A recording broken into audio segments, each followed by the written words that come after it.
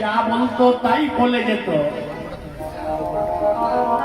তো সাধু বাবার কাছে প্রচুর মানুষের প্রচুর ভক্তের ভিড় হচ্ছে। সাধু বাবা আমাকে দীক্ষা দিন, আপনি যাকে যা বর দিচ্ছেন তাই বলে যাচ্ছে। অপুত্রের পুত্র হচ্ছে, আপনি বর দিয়ে এসেছেন, যাকে যা বর দিচ্ছেন তাই বলে যাচ্ছে। অনেকেই দীক্ষা নিচ্ছে, সাধু বাবার কাছে আশীর্বাদ নিচ্ছে, চলে যাচ্ছে। সৎসঙ্গের ফলটা দেখুন। একটা চোর মনে ভেবেছি ওই সাধু বাবা যাকে যা আশীর্বাদ করছে তাই বলে যাচ্ছে। তো সাধু বাবার কাছে আমি দীক্ষা নেব, আশীর্বাদ নেব। তাহলে আশীর্বাদ নিতে গেলে, দীক্ষা নিতে গেলে সাধু বাবার কাছে যেতে হবে। চোর সন্ধ্যেবেলা চলে গেছে। সাধু বাবা তখন আরতি করছে। আরতি করতে করতে হঠাৎ মনে হলো কে যেন চলে গেল। কে রে? কে তুই? কে তুই চলে গেলি? কে তুই? আমি চোর।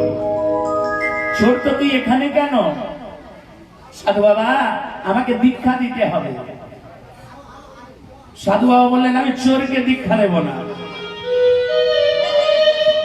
আমি চোরকে দীক্ষা দেব না। সাধু বাবা আমাকে দীক্ষা দিতে হবে, আশীর্বাদ করতে হবে, তা না হলে আমি এখানে মরবো, নয়তো নদীর জলে ঝাঁপ দিয়ে মরবো। আর মরার আগে সকলকে বলে যাব বা লিখে দিয়ে যাব যে আমি সাধু বাবার জন্য মরেছি, আমি মরবো, তোমাকে বিপদে ফেলবো। সাধু বাবা বড় চিন্তায় পড়ে গেছে। তাই তো কি করি? এত ভক্তকে দীক্ষা দিয়েছি, এত জনকে দীক্ষা দিয়েছি, এমন ভক্ত তো দেখিনি। কিছুক্ষণ সাধু বাবা স্থির হয়ে দাঁড়িয়ে রইল। কিছুক্ষণ পর সাধু বাবা চোরকে বলছে, দেখ আমি তোকে দীক্ষা দেব। বলছে আশীর্বাদ করতে হবে। আশীর্বাদ কি? আমি যেখানে যত চুরি করব যেমন ধরা না পড়ি। বলছে এমন আশীর্বাদ আমি করতে পারবো না। বলছে আশীর্বাদ করতে হবে, দীক্ষা দিতে হবে, তা না হলে মরব। সাধু বাবা আবার কিছুক্ষণ পরে বলছে, দেখ আমি তোকে দীক্ষাও দেব, আশীর্বাদও করব, কিন্তু তোকে আমাকেও একটা কথা দিতে হবে। কথা দেব। কি কথা? তুই আজ থেকে আমার কাছে বল। কি বলবো? আজ থেকে বল তুই সত্যি কথা বলবি, তাহলে তোকে দীক্ষা দেব। চোর মনে ভাবছি আমি যখন ধরাই পড়বো না, সত্যি কথা বলতে দোষ কি? হ্যাঁ সাধু বাবা আমি সত্যি কথা আজ থেকে বলবো, তবে আই দীক্ষা দেব। সাধু বাবা চোরকে ডেকে কর্ণকহরে মন্ত্র দিয়েছি, আশীর্বাদ, তোকে আশীর্বাদ করলাম, তুই যেখানে যত চুরি করবি ধরা পড়বি না। এইরকম কেউ যদি বর পায় তার তো পাওয়ার বেড়ে যাবে। চোরের পাওয়ার বেড়ে গেছে। চোর মনে মনে ভাবছি সাধু বাবার কাছে আশীর্বাদ নিয়েছি, দীক্ষা নিয়েছি, সাধু বাবাকে প্রণাম করি, চোর ঘরে চলে গেছি। আর ছোটখাটো চুরি করবো না, আমি আশীর্বাদ পেয়েছি। এবার চুরি যদি করতে হয় আমি ওই রাজার ঘর চুরি করব। চোর পরের দিন করেছি কি, রাজার দোতলায় গিয়ে উঠেছে, দোতলা থেকে লাফ দিয়েছে। লাফ দিয়ে পড়বি তো পর রাজার ঘাড়ের ওপরই পড়েছে। কে রে? কে তুই? সাধু বাবার কাছে বলেছি সত্যি কথা বলো, আমি চোর, কিন্তু তুমি কে? রাজা তখন বলছে আমিও তো চোর। বলছে তাহলে ভালোই হলো, তুমিও চোর আর আমিও চোর। আজকে দুইজনে রাজার ঘর চুরি করবো, যা পাবো হাফ হাফ 50-50। তোমার হাত আমার হাত। তুই হলি কাঁচা চোর, আমি হলাম পাকা চোর। রাজার কোথায় কি আছে আমি সব জানি। আয় আমার কাছে আয়, ওইখান থেকে যাই। ওখানে একটা কাঠি আছে, দেখ কাঠিটা নিয়ে এসেছি। হ্যাঁ কাঠি পেয়েছি। ওই কাঠিটা নিয়ে চলে যাওয়া দিকে সোজা যাবি, গিয়ে দেখবি একটা সিন্ধুক রয়েছে। কাঠি দিয়ে সিন্ধুকের তালা খুলবি, তালা খুললি দেখতে পাবি রাজার সবকিছু রয়েছে, রাজার মহল রয়েছে। কাঠি নিয়ে চলে গেছে, সিন্ধুকের তালা খুলেছে। তালা খুলেই দেখছে 3টা মোহর, প্রচুর দাম। মনে চিন্তা করছে 3টা মোহর রয়েছে, আমরা দুজন, একটা মোহর রেখে দিই। কারণ ভাগের সময় যদি রাগারাগি হয়, তাই একটা মোহর রেখে দিয়েছি। 2টা মোহর নিয়ে এসেছি। নিয়ে এসে বলছে পেয়েছি। পেয়েছিস? বলছে হ্যাঁ। কি পেয়েছিস? মোহর। 2টা মোহর। কেন? 3টা ছিল। বলছে আমরা তো দুজন রয়েছি, ভাগাভাগির সময় যদি রাগারাগি হয় সেজন্য একটা রেখে দিয়েছি, একটা নিয়ে এসেছি। একটা রেখে দিয়েছি, 2টা নিয়ে এসেছি। কারণ তোমার একটা আমার একটা, একটা দিয়েছি আর একটা নিজে নিয়েছি। যা চলে যা। চোর একটা মোহর নিয়ে ঘরে চলে এসেছে। পরের দিন রাজামশাই রাজসভায় বসেছি, প্রহরীদের বলছে কিরে কেমন তোরা পাহারা দিচ্ছিলি, রাজভান্ডার কেমন পাহারা দিচ্ছিলি? কাল রাতে চুরি হয়ে গেছে। চুরি হয়ে গেছে, আমরা যে পাহারা দিচ্ছিলাম।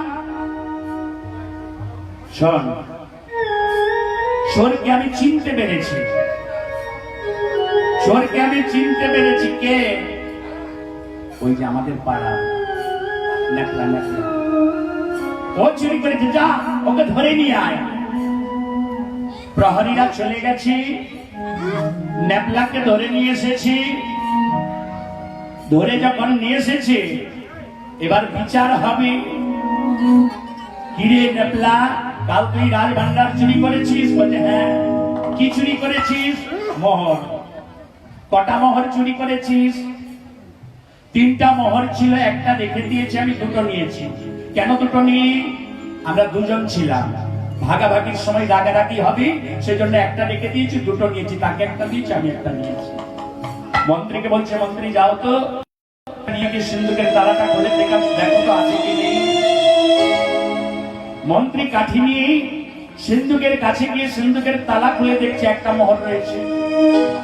মন্ত্রী ভাবছে এই সুযোগ আর ছাড়া চলবে না, তাই সে একটি মোহরকে নিয়ে নিজের কাছে রেখে দিয়েছে। রাজামশাইয়ের কাছে যখন এসেছে, রাজামশাই জিজ্ঞাসা করছে মন্ত্রী পেয়েছ মোহর? পেয়েছ? মন্ত্রী বলল রাজামশাই কালকে যে নেপলা চুরি করতে এসেছিল ও সব নিয়ে গেছে, সব একটাও নেই। রাজামশাই বলল ওগো মন্ত্রী, কালকে যে নেপলা চুরি করতে এসেছিল ও দোতলা থেকে ঝাঁপ দিয়ে যার ঘাড়ের ওপর পড়েছিল সেটা অন্য কেউ ছিল না, সেটা ছিলাম আমি।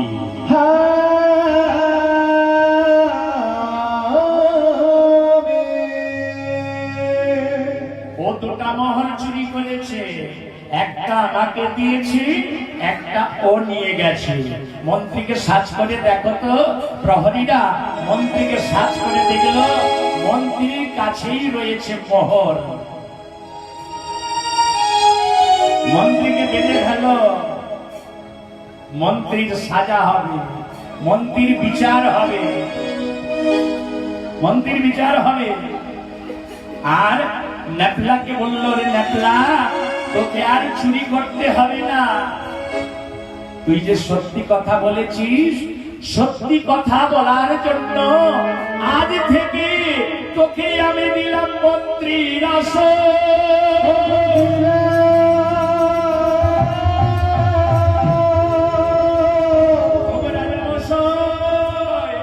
ভগবতীরা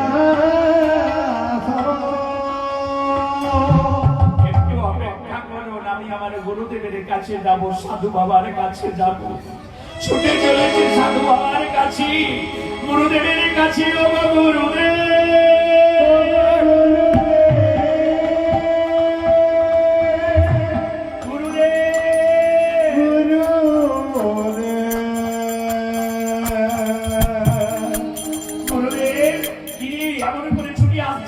চিৎকার করছিস কেন?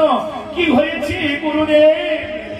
সারা জীবন মিথ্যা বলেছি, সারা জীবন চুরি করেছি, জীবনের সত্যি কথা বলিনি। আজ একটা সত্যি কথা বলেছি, সেই সত্যি কথা বলার জন্য আজকে আমি চোরের আসন থেকে মন্ত্রীর আসনে পেয়েছি। কিন্তু আজ থেকে যদি আমি সত্যি কথা বলে যাই, ও গুরুদেব, তোমার চরণ থেকে আমি গোবিন্দ চরণ লাভ করবো।